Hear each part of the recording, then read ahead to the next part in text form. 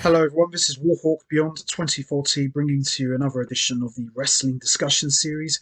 And the big news that's just been announced and confirmed that the legendary, the phenom himself, the dead man, the Undertaker, aka Mark Calloway, will indeed be inducted into this year's Hall of Fame as part of the class of 2022. And this, for me, is perhaps the biggest news of the entire year. It's long overdue and it's finally going to happen. Undertaker is finally going to be inducted and take his rightful place among the legends and greats into the Hall of Fame. And as far as I'm concerned, Undertaker truly deserves it. I can't think of any other wrestler except maybe The Rock who deserves to go into the Hall of Fame more than The Undertaker.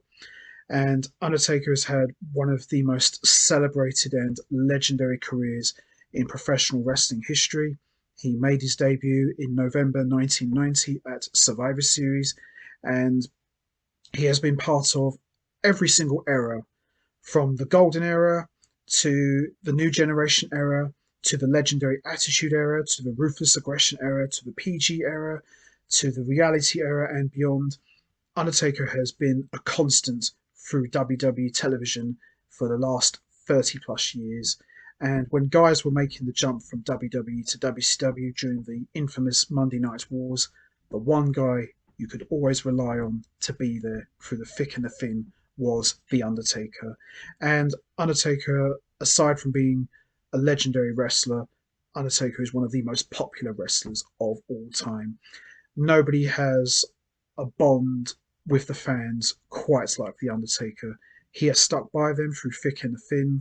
He has given his life, his soul, and his body to the fans, and the fans love and respect him for it. And aside from just the fans, Undertaker has the respect and admiration of all of his peers. Nobody has a bad word to say about him, and he is considered by many to be the locker room leader, the guy who would make sure business was done right and keeping the guys in line. And also, Undertaker is one of the most unselfish guys to ever step in the ring. He has made stars out of everybody from Edge to Batista to Randy Orton to Brock Lesnar. You name it, Undertaker has put over every single person he has ever stepped into the ring with. And he's also faced some of the biggest names in professional wrestling history, from Hulk Hogan to Stone Cold Steve Austin to The Rock to Bret Hart to Shawn Michaels to Triple H to Kurt Angle to Randy Orton to Batista to Brock Lesnar, John Cena, Edge, AJ Styles, you name it. Undertaker has been in the ring with them all. He's also faced Mankind and made history with him in that legendary Hell in a Cell match where he threw him off the top of the cage and chokeslammed him through the cell. He has had unbelievable battles with Kane, and he's also revolutionized a whole series of concept matches, from the casket match to the buried alive match to the Inferno match. You name it, Undertaker has been part of every single concept match you can imagine.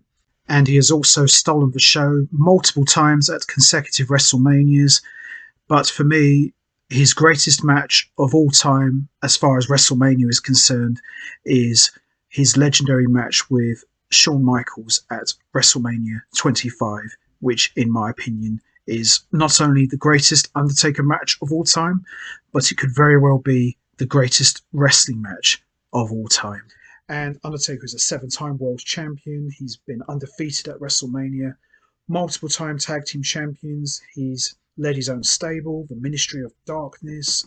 He has constantly reinvented his character for the last 30 plus years and changed his look time and time again, from the classic grey glove look to the purple glove look to the Lord of Darkness look to the satanic Ministry of Darkness look to the American Badass, where he used to come to the ring on his motorcycle, to the Big Evil / Red Devil character where he cut his hair very short, to the hybrid Undertaker, to the Unholy Trinity that we saw at his last WrestleMania match. Undertaker has always kept interest, he's always kept things fresh, and he's always reinvented himself.